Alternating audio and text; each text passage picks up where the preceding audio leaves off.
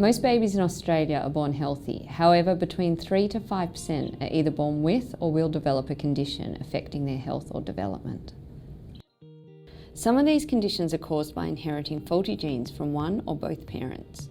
About 2% of couples have an increased chance of having a child with a genetic condition, and most are not aware of this risk.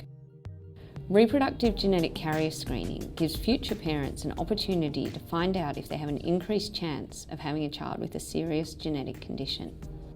The cells in our body contain genetic material packaged into chromosomes. Chromosomes come in pairs, and we inherit one from each parent.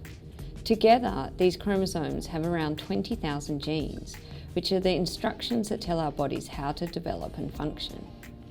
We all carry changes in our genes. That's what makes each of us unique. Most of the time, these changes are harmless.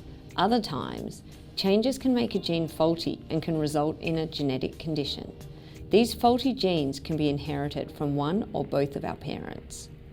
Sometimes, people have one faulty copy of the gene, but they do not develop a genetic condition because they have another working copy of the gene.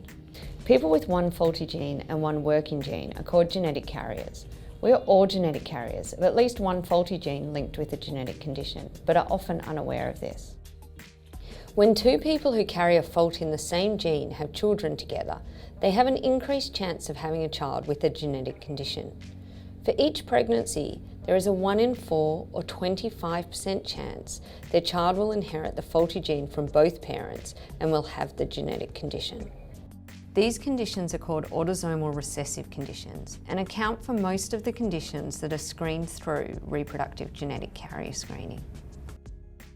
For some conditions, the faulty gene is on the X chromosome.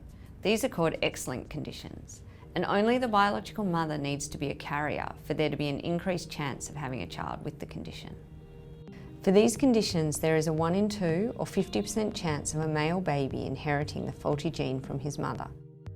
In reproductive genetic carrier screening, only the female biological parent needs to be screened for X-linked conditions.